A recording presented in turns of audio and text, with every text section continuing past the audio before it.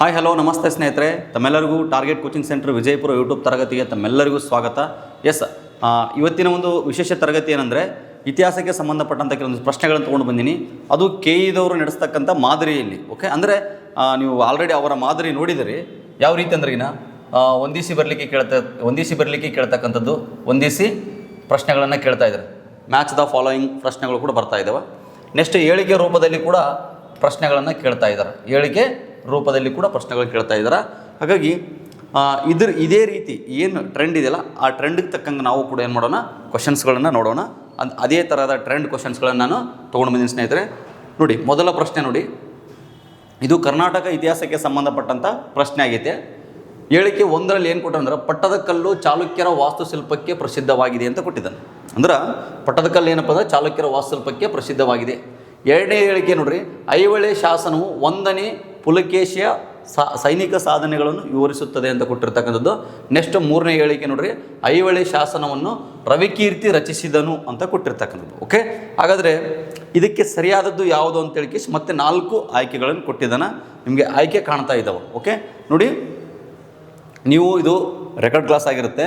ನೀವೇನಾದರೂ ಸಮಯವನ್ನು ಉಳಿಸ್ಬೇಕಂತಂದರೆ 1.5 ಸ್ಪೀಡನ್ನು ಇಟ್ಕೊಂಡು ನೀವೇನು ಮಾಡ್ಬೋದು, ನೀವು ಸಮಯವನ್ನು ಉಳಿಸ್ಬೋದು ಸ್ನೇಹಿತರೆ. ಓಕೆ, ನೆಕ್ಸ್ಟ್ ಇನ್ನು ಮುಂದೆ ಲೈವ್ ಕ್ಲಾಸ್ ಕೂಡ ನಾವು ಮಾಡ್ತೇವೆ. ಓಕೆ, ಎಲ್ಲ ತಯಾರಿ ನಡೆಸ್ತಾ ಇದ್ದೀವಿ. ಎಲ್ಲ ಸಬ್ಜೆಕ್ಟ್ ಕ್ಲಾಸ್ ಕೂಡ ಇರ್ತವೆ. Okay, target coaching centre YouTube ಚಾನಲಲ್ಲಿ ನೀವು ಕೂಡ ಯಾರಾದರೂ ಹೊಸ ವೀಕ್ಷಕರಾಗಿದ್ದರೆ ಅದನ್ನು ಸಬ್ಸ್ಕ್ರೈಬ್ ಮಾಡ್ಕೊಂಡು ನೀವೇನು ಮಾಡಿರಿ, ನಿರಂತರ ತರಗತಿಗಳನ್ನು ವೀಕ್ಷಣೆ ಮಾಡಿ. ಓಕೆ, ಹಾಗಾದರೆ ಈ ಥರ ಪ್ರಶ್ನೆಗೆ ಎಷ್ಟೋ ಜನ ಏನು ಮಾಡ್ತಾರೆ ಅಂತಂದರೆ 3 ಹೇಳಿಕೆಗಳು ಸರಿ ಅಂತ ಆಗ್ತಾರೆ. ಯಾಕೆ 3 ಹೇಳಿಕೆಗಳು ಅಂತ ಸರಿ ಆಗ್ತಾರೆ ಅಂತಂದರೆ, ಎಕ್ಸಾಮ್ ಹಾಲಲ್ಲಿ ಕುಂತಾಗ ಎಲ್ಲರ ಮೈಂಡ್ಸೆಟ್ಟು ಕೂಡ ಅದೇ ರೀತಿ ಹೋಗುತ್ತೆ. ಈಗ ಹೊರಗಡೆ ನಾವು ಥಿಂಕ್ ಮಾಡೋದು ಬೇರೆ, ಎಕ್ಸಾಮ್ ಹಾಲಲ್ಲಿ ಥಿಂಕ್ ಮಾಡ್ತಕ್ಕಂಥದ್ದು ಬೇರೆ. ನೋಡಿ, ಈಗ ನಾವೇನು ಅನ್ಕೋತೀವಿ, ಇಲ್ಲಿ ನಾವು ಅಷ್ಟೊಂದು ಅಬ್ಸರ್ವೇಷನ್ ಮಾಡಲ್ಲ. ನಮಗೇನು ಅಬ್ಸರ್ವೇಷನ್ನು, ಪುಲಕೇಶಿ ಅಷ್ಟೇ. ನೋಡ್ರಿ, ನಮಗೆ ತಲೆ ಥಾಟ್ ಏನಿರ್ತದೆ, ಐಹೊಳೆ ಶಾಸನವನ್ನು ರವಿಕೀರ್ತಿ ರಚಿಸಿದ್ದಾನೆ. ಹೌದು, ಹಾಗಾದರೆ ಐಹೊಳೆ ಶಾಸನ ಯಾರ ಬಗ್ಗೆ ತಿಳಿಸ್ತದ? ಪುಲಕೇಶಿ ಬಗ್ಗೆ ತಿಳಿಸ್ತದ. ಹಾಗಾದರೆ ಪುಲಕೇಶಿಯಲ್ಲಿ ಅಲ್ಲೇನು ಮಾಡಿದಾನ, 1ನೇ ಪುಲಕೇಶಿ ಅಂತ ಕೊಟ್ಟಾನ. ಹಾಗಾದ್ರೆ ಇದು 1ನೇ ಪುಲಕೇಶಿನ ಅಲ್ಲ. ಹಾಗಾದರೆ ಇದು ತಪ್ಪಿದೆ ಸ್ನೇಹಿತರೆ. ಹೇಳಿಕೆ 2 ಏನಿದೆಯಲ್ಲ, ಇದು ತಪ್ಪಿದೆ. ಯಾಕಂತಂದರೆ ಇದು 2ನೇ ಪುಲಕೇಶಿಯ ಬಗ್ಗೆ ತಿಳಿಸ್ತಕ್ಕಂಥದ್ದು ಐಹೊಳೆ ಶಾಸನ. ನೋಡ್ರಿ, ಮೊನ್ನೆ ಇದೇ ರೀತಿ ಕ್ವಶನ್ಸ್ಗಳಿಗೆ, ಕೆಲವೊಂದು ಸಿಲ್ಲಿ ಕ್ವಶನ್ಸ್ಗಳಿಗೆ ತಪ್ಪು ಮಾಡಿ ಬಂದಿರತಕ್ಕಂಥದ್ದು ನಾವು ಕಾಣ್ಬೋದು. ಓಕೆ, ಹಾಗಾದರೆ ಇದಕ್ಕೆ 1 ಮತ್ತು 3 ಹೇಳಿಕೆಗಳು ಮಾತ್ರ ಏನಾಗಿದೆ, ಸರಿಯಾಗಿದೆ. ಹಾಗಾಗಿ ಬಿ ಆನ್ಸರ್ ಏನಾಗುತ್ತೆ, ಇದಕ್ಕೆ ರೈಟ್ ಆಗುತ್ತೆ ಸ್ನೇಹಿತರೆ. ಓಕೆ, ಹಾಗಾದರೆ ನಾವು ಒಂಚೂರು ಎಕ್ಸ್ಪ್ಲೇನ್ ನೋಡೋದಾದ್ರಿಗಿನ ಈ ಪಟ್ಟದ ಕಲ್ಲು ನೋಡ್ರಿ, ಪಟ್ಟದ ಕಲ್ಲು ನಿಮಗೆ ಗೊತ್ತಿರೋ ಬಾದಾಮಿ ಚಾಲುಕ್ಯರ ಒಂದು ವಾಸ್ತುಶಿಲ್ಪ ಕೇಂದ್ರಗಳು ಅಂತ ಬಂದಾಗ ಒಂದು ಐಹೊಳೆ ನೋಡ್ರಿ, ಐಹೊಳೆ, ಬಾದಾಮಿ, ಇನ್ನೊಂದು ಪಟ್ಟದ ಕಲ್ಲು. ಓಕೆ, ಇವು ಐಹೊಳೆಯ ಬಾದಾಮಿ ಚಾಲುಕ್ಯರ ಪ್ರಮುಖ ವಾಸ್ತುಶಿಲ್ಪ ಕೇಂದ್ರಗಳಲ್ಲಿ ಕಂಡು ಬರ್ತವೆ. ಹಾಗಾದರೆ ಐಹೊಳೆಯನ್ನು ನಾವೇನಂತ ಕರಿತೀವಿ ಅಂದ್ರಿಗಿನ ನೋಡ್ರಿ, ಐಹೊಳೆನ ವಾಸ್ತುಶಿಲ್ಪದ ತೊಟ್ಟಿಲು ಅಂತ ಕರಿತೀವಿ, ವಾಸ್ತುಶಿಲ್ಪದ ಪ್ರಯೋಗ ಶಾಲೆ ಅಂತ ಕರಿತೀವಿ ಯಾವುದನ್ನು, ಐಹೊಳೆಯನ್ನು. ಅದೇ ರೀತಿಯಾಗಿ ಪಟ್ಟದ ಕಲ್ಲು ಕೂಡ ತುಂಬ ಇಂಪಾರ್ಟೆಂಟ್. ಇಲ್ಲಿ ಕೂಡ ಹಲವಾರು ದೇವಾಲಯಗಳು ಕಂಡು ಬರ್ತವೆ. ನಿಮಗೆ ನಾಳೆ ಎಕ್ಸಾಮಲ್ಲಿ ಕೂಡ ಐಹೊಳೆ, ಬಾದಾಮಿ, ಪಟ್ಟದ ಕಲ್ಲು ಕೊಟ್ಟಿಗೆಸಿ ಇಲ್ಲಿರ್ತಕ್ಕಂಥ ದೇವಾಲಯಗಳನ್ನು ಕೇಳ್ಬೋದು. ನೋಡಿರಿ, ಐಹೊಳೆಯಲ್ಲಿ ಕೂಡ ದೇವಾಲಯವಿದೆ, ದುರ್ಗಾ ಟೆಂಪಲ್ ಇದೆ. ಎಕ್ಸಾಂಪಲ್ ನೋಡ್ರಿ, ಈಗ ದುರ್ಗಾ ಟೆಂಪಲ್, ಹೌದಾ, ದುರ್ಗಾ ಟೆಂಪಲ್ ಇದೆ. ಬಾದಾಮಿಯಲ್ಲಿ 4 ಗುಹಾಲಯಗಳಿದಾವೆ. 4 ಗುಹಾಲಯಗಳು ನೋಡ್ರಿ, ಎಷ್ಟು 4 ಗುಹಾಲಯಗಳಿದಾವೆ, ಹೌದಾ. 4 ಕೇವ್ಸ್ ಇದಾವೆ. ಅಲ್ಲಿ ಶೈವ, ವೈಷ್ಣವ, ಜೈನ ಈ ರೀತಿಯಾಗಿ ಗುಹಾಲಯಗಳಿದಾವೆ. ಅದ್ರ ವಿಶೇಷತೆ ಕೂಡ ಕೇಳ್ತಿರ್ತಾರೆ. ದೊಡ್ಡ ಗುಹೆ ಯಾವುದು, ಅಥವಾ ಜೈನಿಗೆ ಸಂಬಂಧಪಟ್ಟಂಥ ಗುಹೆ ಯಾವುದು, ಅರ್ಥ ಆಯ್ತಾ. ಅಲ್ಲಿರ್ತಕ್ಕಂಥ ಚಿತ್ರಗಳ ಮೇಲೆ ಕೂಡ ಪ್ರಶ್ನೆಗಳು ಬರ್ತಕ್ಕಂಥದ್ದು. ನೆಕ್ಸ್ಟು ಪಟ್ಟದ ಕಲ್ಲಿನಲ್ಲಿ ಕೂಡ ದೇವಾಲಯಗಳಿದಾವೆ. ಪಟ್ಟದ ಕಲ್ಲಿನಲ್ಲೂ ಕೂಡ ನೋಡ್ರಿ, ತ್ರೈಲೋಕೇಶ್ವರ ದೇವಾಲಯ ಇದೆ, ಲೋಕೇಶ್ವರ ದೇವಾಲಯ ಇದೆ. ಓಕೆ, ಗಳಗನಾಥ, ಪಾಪನಾಥ ಇವೆಲ್ಲ ದೇವಾಲಯಗಳು ಕಂಡು ಬರೋದು ಪಟ್ಟದ ಕಲ್ಲು. ನೋಡ್ರಿ, ಈ ಪಟ್ಟದ ಕಲ್ಲು ಕೂಡ ವಿಶ್ವ ಪಾರಂಪರ್ಯ ಪಟ್ಟಿಗೆ, ಯುನೆಸ್ಕೋ ಪಟ್ಟಿಗೆ ಏನಾಗ್ತದೆ, ಇದು ಯುನೆಸ್ಕೋ ಪಟ್ಟಿಗೆ ಏನಾಗಿರ್ತಕ್ಕಂಥದ್ದು, ಸೇರ್ಪಡೆ ಆಗಿರ್ತಕ್ಕಂಥದ್ದು, ಯುನೆಸ್ಕೋ ಪಟ್ಟಿಗೆ ಏನಾಗ್ತದೆ, ಸೇರ್ಪಡೆ ಆಗಿರ್ತಕ್ಕಂಥದ್ದು. ಇಷ್ಟು ನಿಮಗೆ ಗೊತ್ತಿರಬೇಕು. ಅದೇ ರೀತಿಯಾಗಿ ಐಹೊಳೆ ಶಾಸನವನ್ನು ರವಿಕೀರ್ತಿ ಏನು ಮಾಡಿರ್ತಕ್ಕಂಥದ್ದು, ಜೈನ ಕವಿ ರವಿಕೀರ್ತಿ ರಚಿಸಿರ್ತಕ್ಕಂಥದ್ದು. ಅದೇ ರೀತಿಯಾಗಿ ಈ ರೀತಿ ಬರ್ತವೆ. ನೀವು ಸ್ವಲ್ಪ ಎಕ್ಸಾಮಲ್ಲಿ ಅಲರ್ಟ್ ಆಗಿರಿ. ಓಕೆ, ನೆಕ್ಸ್ಟ್ ಪ್ರಶ್ನೆ ನೋಡಿ, ಭಾರತೀಯ ಸ್ವಾತಂತ್ರ್ಯ ಚಳವಳಿಯ ಅಂತಿಮ ಹಂತಕ್ಕೆ ಸಂಬಂಧಿಸಿದ ಸರಿಯಾದ ಕ್ರಮ ಯಾವುದು, ಸರಿಯಾದಂಥ ಕ್ರಮ ಯಾವುದು ಅಂತ ಕೇಳ್ಯಾರ. ನೋಡಿ ಇಲ್ಲಿ ಕೊಟ್ಟಿದ್ದಾರೆ ABCD ಇದೆ ನೋಡಿ ಆಯ್ಕೆಗಳು. ಕ್ರಿಪ್ಸ್ ಮಿಷನ್ನು, ಭಾರತ ಬಿಟ್ಟು ತೊಲಗಿ. ಓಕೆ, ನೋಡಿರಿ ಗೊತ್ತಾಗುತ್ತೆ ನಿಮ್ಗೆ ಯಾವುದು ಅಂತೇಳಿ ಕೇಸಿ. ಇಂಥ ಕ್ವಶನ್ಸ್ಗಳು ಬಂದಾಗ ಸ್ವಲ್ಪ ಇಲ್ಲಿ ನಾವು ಕಾಮನ್ ಸೆನ್ಸನ್ನು ಕೂಡ ನಾವೇನು ಮಾಡಬೇಕಾಗತ್ತಾ, ಯೂಸ್ ಮಾಡಬೇಕಾಗತ್ತೆ ಸ್ನೇಹಿತರೆ. ಯಾಕೆ ಕಾಮನ್ ಸೆನ್ಸ್ ಅಂತ ನೋಡಿ, ಈಗ ಇಲ್ಲಿ ಕ್ರಮವಾಗಿ ಬಂತಂದಾಗ ನೋಡಿ ಸ್ವಾತಂತ್ರ್ಯ ಇದು ಕೊನೆಗೇನೇ ಬರಬೇಕು, ಎಲ್ಲ ಕಡೆ ಇದೆ ನೋಡಿರಿ. ಸ್ವಾತಂತ್ರ್ಯ ಇಲ್ಲಿದೆ, ಇಲ್ಲಿದೆ. ಹಾಗಾದರೆ ಬಿ ಅಂತ ಆಗಲಿಕ್ಕೆ ಸಾಧ್ಯ ಇಲ್ಲ. ಬಿ ಆಗಲಿಕ್ಕೆ ಏನಿಲ್ಲ, ಇಲ್ಲಿ ಸಾಧ್ಯ ಇಲ್ಲ. ಬಿ ರಿಮೂವ್ ಮಾಡಿಬಿಡ್ಬೋದು. ಆನಂತರ ಈಗ ನೋಡಿ ಇಲ್ಲಿ ಕ್ರಿಪ್ಸ್ ಮಿಷನ್ ಕೊಟ್ಟಿದ್ದಾರೆ. ಇಲ್ಲಿ ಕ್ರಿಪ್ಸ್ ಮಿಷನ್ ಏನು ಮಾಡಿದಾರೆ ಕೊಟ್ಟಿದ್ದಾರೆ. ಹಾಗಾದ್ರೆ ಕ್ರಿಪ್ಸ್ ಮಿಷನ್ 1942.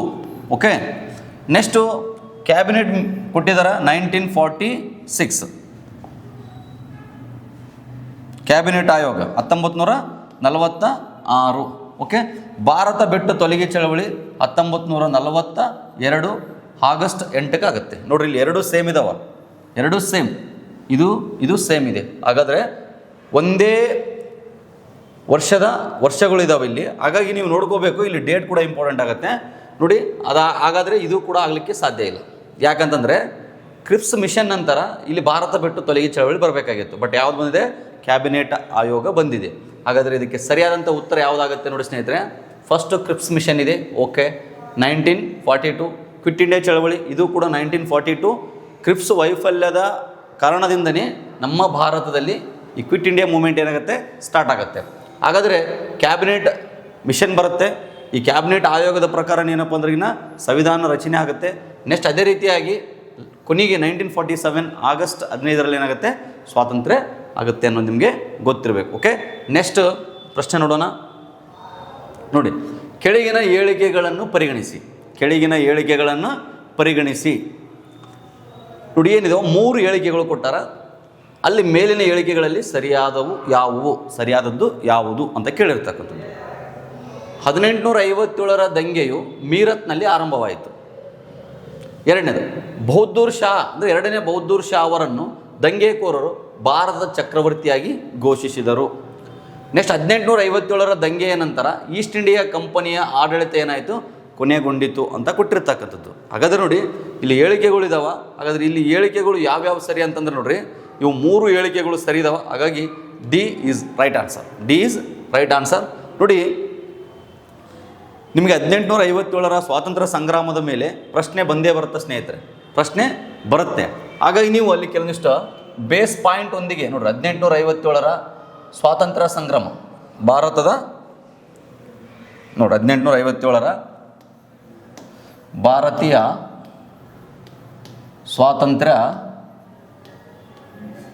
ಸ್ವಾತಂತ್ರ್ಯ ಸಂಗ್ರಾಮ. ಓಕೆ, ಅಥವಾ ಇದನ್ನು ನಾವು ಸಿಪಾಯಿ ಮ್ಯೂಟನಿ. ಓಕೆ, ಸಿಪಾಯಿ ಮ್ಯೂಟನಿ ಅಂತಲೂ ಕೂಡ ಕರಿತೀವಿ, ಅಥವಾ ಸಿಪಾಯಿ ದಂಗೆ. ಓಕೆ, ಎಲ್ಲ ಒಂದೇ. ಸ್ವಾತಂತ್ರ್ಯ ಸಂಗ್ರಾಮ ಅಂತಂದ್ರೆ ಒಂದೇ, ಸಿಪಾಯಿ ಮ್ಯೂಟನಿ ಅಂದ್ರೆ ಒಂದೇ, ಸಿಪಾಯಿ ದಂಗೆ ಅಂದರೂ ಒಂದೇ. ಹಾಗಾದರೆ ಇದ್ರ ಮೇಲೆ ಏನಾಗ್ತದೆ ಅಂದ್ರೆ ಪ್ರಶ್ನೆಗಳು ಬರ್ತವೆ.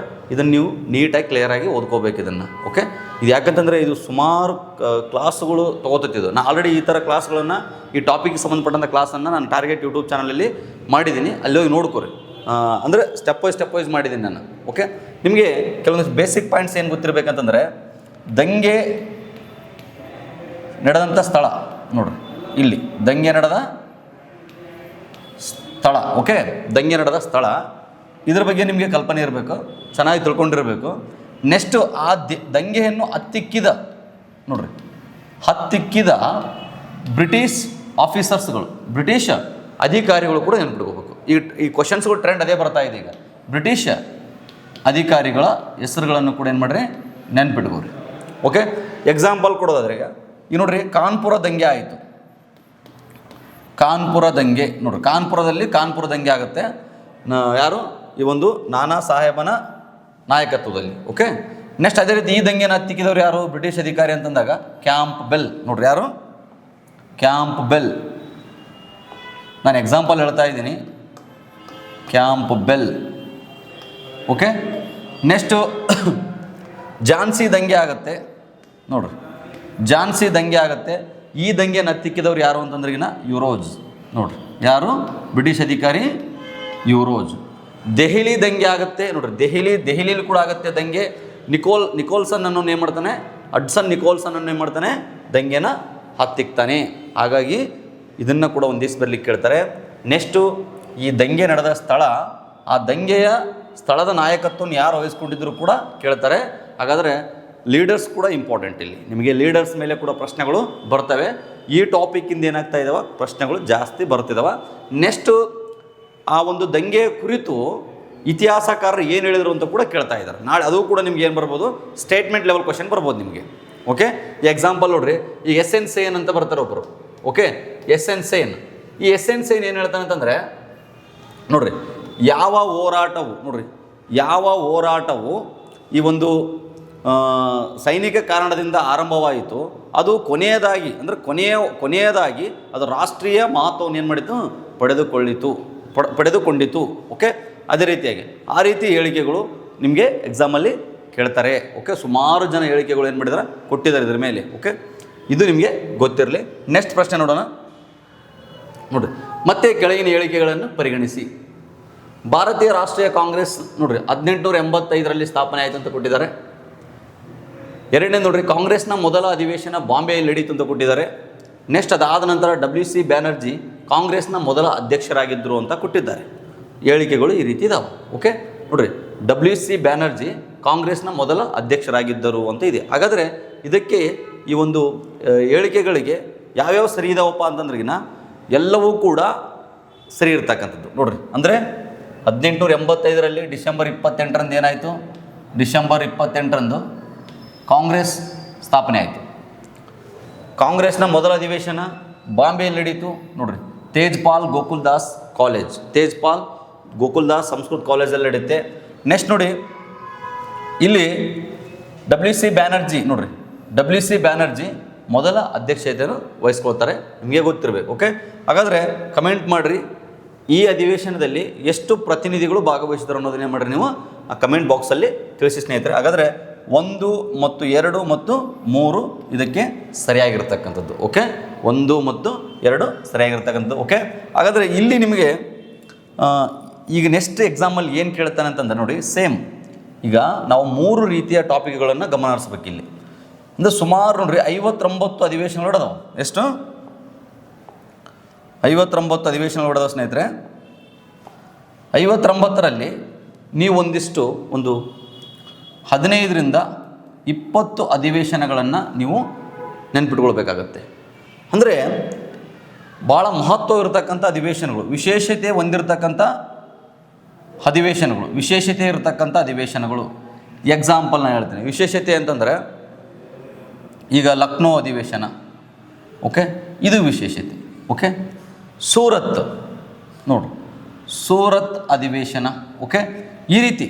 ಮತ್ತು ಈ ಒಂದು ಕಲ್ಕತ್ತಾ ಅಧಿವೇಶನ, ಇಲ್ಲಿ ವಿಶೇಷತೆಗಳಿದವ್ರು ಇಲ್ಲಿ. ಓಕೆ, ವಿಶೇಷತೆ ಇರತಕ್ಕಂಥದ್ದು. ನೆಕ್ಸ್ಟು ತ್ರಿಪುರಿ ಅಧಿವೇಶನ, ತ್ರಿಪುರಿ ಬಿಕ್ಕಟ್ಟು ಅಂತೀವಿ ನಾವು, ಗೊತ್ತಾ, ಆ ರೀತಿ. ಹಾಗಾಗಿ ಇಲ್ಲಿ ನಿಮಗೆ ಗೊತ್ತಿರಬೇಕು ಸ್ನೇಹಿತರೆ, ಈ ರೀತಿ ವಿಶೇಷತೆ ಇರತಕ್ಕಂಥ ಅಧಿವೇಶನಗಳನ್ನು ಕೂಡ ನೀವು ಓದಬೇಕು. ಎಷ್ಟು? 15ರಿಂದ 20. ನಿಮಗೆ ಎಕ್ಸಾಮಲ್ಲಿ ಏನು ಕೇಳ್ತಾನೆ ಅಂತಂದರೆ ಆ ಒಂದು ವಿಶೇಷತೆ ಕೇಳ್ಬೋದು. ಅಂದರೆ ಸ್ಥಳ ಕೊಡ್ತಾನೆ, ಅಧಿವೇಶನ ನಡೆದಿರ್ತಕ್ಕಂಥ ಸ್ಥಳ ಕೊಡ್ತಾನೆ, ಅಲ್ಲಿ ವಿಶೇಷತೆ ಕೊಡ್ತಾನೆ. ನೆಕ್ಸ್ಟ್ ಇಲ್ಲ ಅಂತಂದರೆ ಅದಕ್ಕೆ ಅಧ್ಯಕ್ಷರು ಯಾರಾಗಿದ್ದರು ಅಂತ ಕೇಳ್ತಾನೆ. ನೋಡ್ರಿ, ಅಧ್ಯಕ್ಷರು. ಓಕೆ, ಅಧ್ಯಕ್ಷರು ಕೇಳ್ತಾನೆ. ಇದು ನಿಮಗೆ ಗೊತ್ತಿರಬೇಕು. ಹಾಗಾದರೆ 59ರಲ್ಲಿ ನೀವು 15ರಿಂದ 20 ಅಧಿವೇಶನಗಳನ್ನು ನೀವು ನೆನ್ಪಿಟ್ಕೊಳ್ಬೇಕಾಗತ್ತೆ. ಓಕೆ, ಎಕ್ಸಾಂಪಲಿ ಬೆಳಗಾವಿ ಅಧಿವೇಶನ ಅಂತ ತಿಳ್ಕೊರಿ.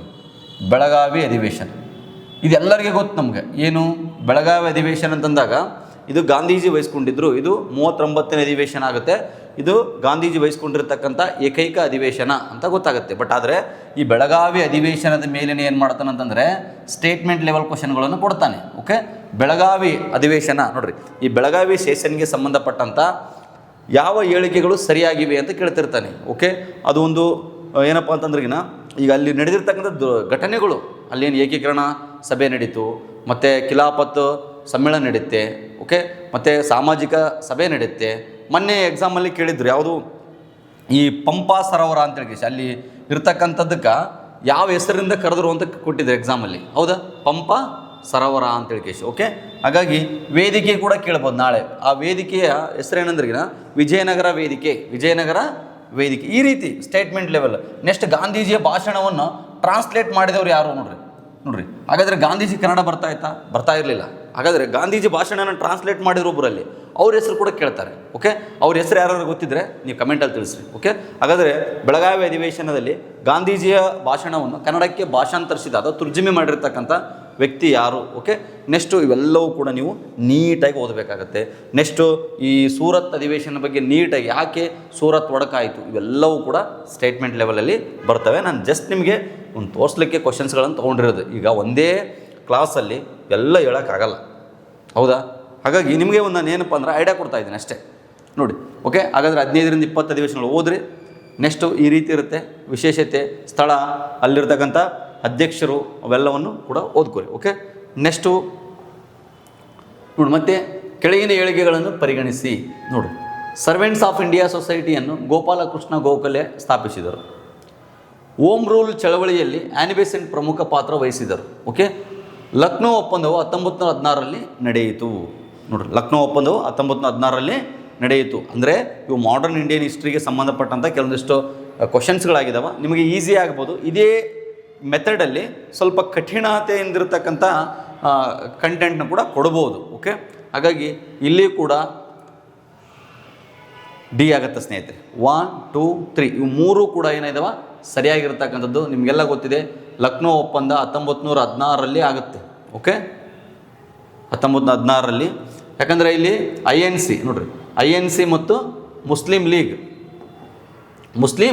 ಲೀಗ್ ಎಕ್ಸಾಂಪಲ್ ಡೈರೆಕ್ಟ್ ಕ್ವಶನ್ ಕೇಳ್ಯಾರ. ಏನು ಲಕ್ನೋ ಒಪ್ಪಂದ ಯಾರ್ಯಾರ ಮಧ್ಯೆ ಆಯ್ತು ಅಂತ ಹೇಳಿ INC ಮತ್ತು Muslim league. Okay, Indian national Congress ಮತ್ತು ಮುಸ್ಲಿಂ ಲೀಗ್.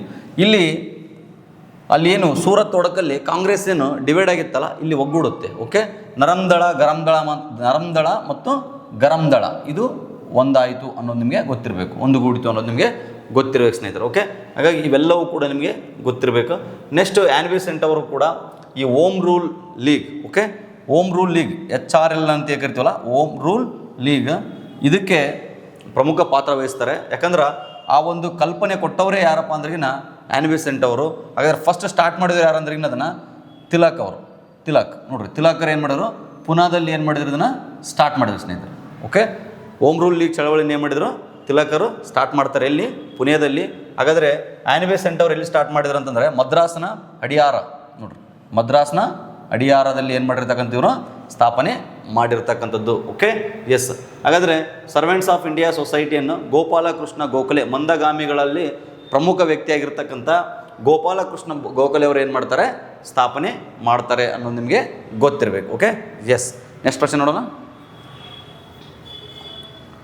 ನೋಡಿರಿ, ಕೆಳಗಿನವುಗಳನ್ನು ಸರಿಯಾಗಿ ಹೊಂದಿಸಿ. ನೋಡಿ, ಇಲ್ಲಿ ಪಟ್ಟಿ 1 ಕೊಟ್ಟಿದ್ದಾರೆ, ಪಟ್ಟಿ 2 ಕೊಟ್ಟಿದ್ದಾರೆ. ಈ ಕಡೆ ಸ್ಥಳಗಳನ್ನು ಕೊಟ್ಟಾರ, ಆ ಸ್ಥಳದಲ್ಲಿ ಕಂಡು ಬರತಕ್ಕಂಥದ್ದನ್ನು ಕೊಟ್ಟಿರ್ತಕ್ಕಂಥದ್ದು ನೋಡಿ. ನೆಕ್ಸ್ಟು ಇದಕ್ಕೆ ಈಸಿಯಾಗಿ ಆನ್ಸರ್ ಮಾಡ್ಬೋದು, ಯಾಕಂದರೆ ಇವೆಲ್ಲ ಈಸಿನೇ ಇದೆ. ನೋಡಿ, ಹರಪ್ಪ ಅಂತಂದ ತಕ್ಷಣ ಏನು, ಅಲ್ಲೇನು ಹರಪ್ಪದಲ್ಲಿ ಏನಿತ್ತು ಅನ್ನೋದು ನೀವು ನೋಡ್ಕೋಬೇಕು. ನೋಡಿ, ಅದು ಗೊತ್ತಾಗಲ್ಲ, ಇದರ ಒಂದು ಗೊತ್ತಾಗ ಸಾಕು. ಹೊಂದಿಸಿ ಬರೆಯೋದು ಭಾಳ ಈಸಿ, ನಿಮ್ಗೆ ಗೊತ್ತಿರಲಿ. ನಿಮ್ಗೆ ಅಕಸ್ಮಾತು ಕರೆಕ್ಟಾಗಿ ಅದೇ ಆನ್ಸರ್ ಇತ್ತು ಅಂತ ತಿಳ್ಕೊರಿ, ಅದು ಸೆಟ್ ಆಗಿಬಿಟ್ಟಿರುತ್ತೆ ಅಲ್ಲಿ. ನೀವು ಎಕ್ಸಾಂಪಲ್ ಈಗ ಲೋತಲ್ ಅನ್ನೋದೊಂದೇನು ಬಂದರ್ ಅಂತ ತಿಳ್ಕೊರಿ. ಲೋತಲ್ ಅನ್ನೋದೊಂದೇನು ಬಂದರ್.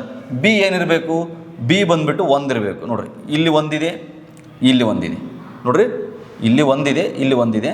ಹಾಗಾದ್ರೆ ನಾವು ಈಸಿಯಾಗಿ ರಿಮೂವ್ ಮಾಡ್ಬೋದು, ಇದನ್ನು ರಿಮೂವ್ ಮಾಡ್ಬೋದು. ಬಟ್ ಉಳಿದಿರೋದೇ 2. ಹಾಗಾದ್ರೆ ನೋಡಿ, ಇನ್ನೊಂದು ನೋಡ್ಕೊಳ್ಳೋಣ, ಕಾಲಿಬಂಗನ್. ನೋಡಿರಿ, ಕಾಲಿಬಂಗನ್ ಏನಿದೆಯಲ್ಲ, ಇದು ಡಿ ಬಂದುಬಿಟ್ಟು 3 ಇಲ್ಲಿದೆ ನೋಡಿ. ಹಾಗಾದರೆ ಆನ್ಸರ್ ಬಂದುಬಿಟ್ಟು 2 ಆಗುತ್ತೆ. ಅಂದರೆ ನೋಡಿ, ಎ ಬಂದುಬಿಟ್ಟು ಹರಪ್ಪ ಏನಿದೆಯಲ್ಲ, ಉತ್ಕೃಷ್ಟವಾಗಿರ್ತಕ್ಕಂಥ ಒಳಚರಂಡಿ ವ್ಯವಸ್ಥೆ. ನೆಕ್ಸ್ಟು ಬಿ ಬಂದುಬಿಟ್ಟು ಬಂದರು. ನೆಕ್ಸ್ಟ್ ಸಿ ಬಂದುಬಿಟ್ಟು 2 ಅಂದರೆ ಮೆಹೆಂಜೋದಾರೋ ಏನೈತಲ್ಲ ಅಲ್ಲಿ ಮಹಾ ಸ್ನಾನಗೃಹ. ಓಕೆ, ನೆಕ್ಸ್ಟು ಕಾಲಿಬಂಗನ್ ಬಂದುಬಿಟ್ಟು ಡಿ ಇಲ್ಲಿ ಐತೆ. ಒಂದು ಸೆಕೆಂಡ್.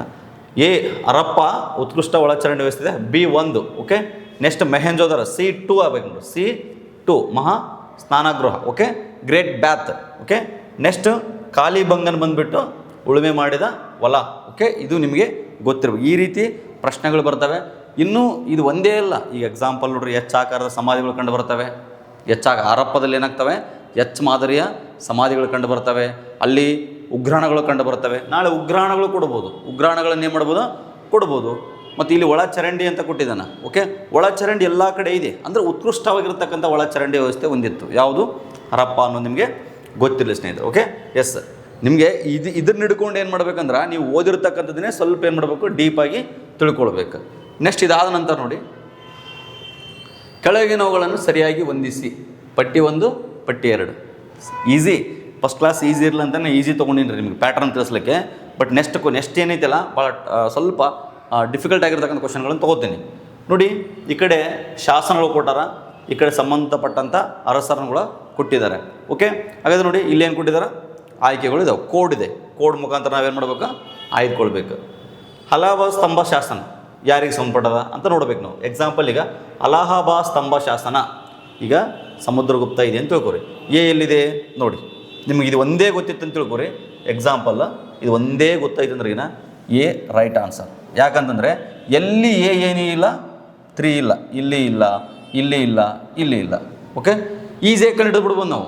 ನಿಮಗೆ ಯಾವ ಗೊತ್ತಿಲ್ಲಪ್ಪ, 4ರಲ್ಲಿ ಒಂದೇ ಗೊತ್ತದ ನಮ್ಗೆ ಅಂದ್ರೂ ನಿಮಗೇನಾಗತ್ತಾ, ಆನ್ಸರ್ ಸಿಕ್ಬಿಡುತ್ತೆ. ನೋಡಿ B1 ನೋಡ್ರಿ, ಬಿ ಓಕೆ ಅತಿಗುಪ್ತ ಶಾಸನ. ಸ್ವಲ್ಪ ಇದು ರಾಂಗ್ ಆಗಿದ್ರೆ ಇದು ಒನ್ ಸೆಕೆಂಡ್ ಆಯ್ಕೆಗಳು ಏನಾಗಿದಾವ, ರಾಂಗ್ ಇದಾವ ನೋಡಿ. ಅಲಹಾಬಾದ್ ಸ್ತಂಭ ಶಾಸನ ಐತಲ್ಲ, ಇದು ಸಮುದ್ರಗುಪ್ತ.